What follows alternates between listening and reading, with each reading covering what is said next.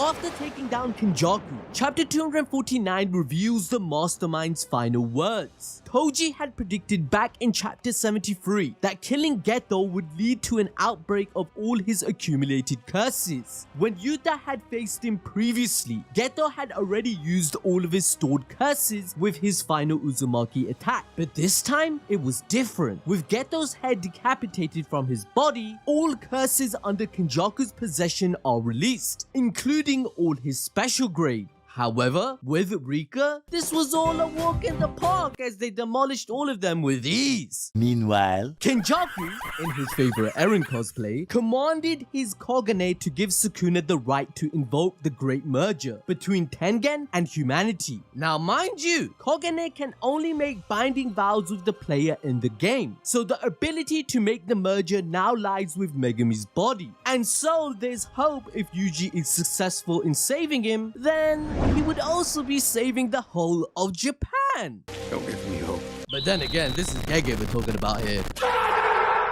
Regardless of this surprise attack working, Kenjaku mocks Yuta, claiming he already finished the inheritance ritual and proceeds to transfer a bite-sized baby Tengen to Sukuna. Sukuna being the cannibal he is, he munched on that shit in chapter 248. However, Yuta is sick and tired of Kenjaku yapping for over 1,000 years, drawing a sword into his head, only for him to complain about not having enjoyed it, but was glad he got to play with Takaba. After all, Kenjaku did state in chapter 239 that a friend to him is someone who doesn't bore him and is an equal, which Takaba ended up being with the Manzai comedy show they performed together. That's the cutest thing I've ever seen in my entire life.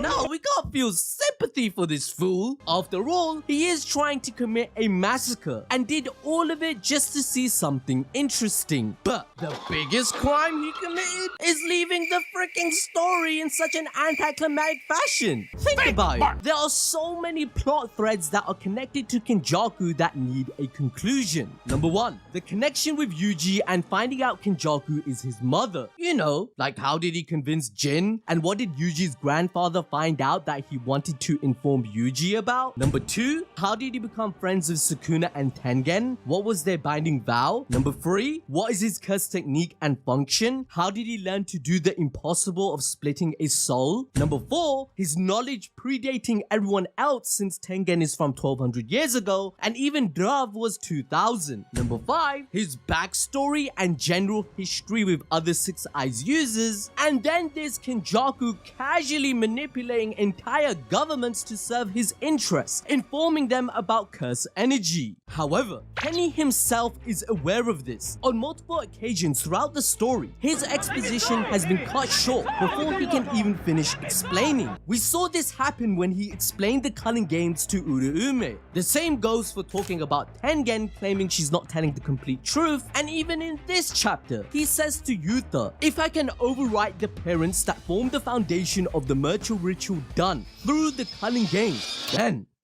then what, Kenjaku? You'll return becoming the monster itself, right? I'm confused right now, G. I mean, the way he puts it, imagine working on a masterpiece for 1,000 years, having immense amount of patience and experiments to pull it off, just to not see it for himself, or find out if it even meant anything. Marge, I'm confused. Is this a happy ending or a sad ending? It's an ending, that's enough. But even with this fat L, my copium tells me Gege is cooking. We have to remember that death doesn't come easy for Kenjaku. After all, in all his 1,000 years of living, he's been at war with Six Eyes users and even survived against 2 of them after losing. Thus, it would seem extremely out of character and unusual for him to just simply die like he has now. Rather, it would make sense that he had a contingency plan. After all, he was the one who told Yuji in chapter 136 that he has great expectations from him.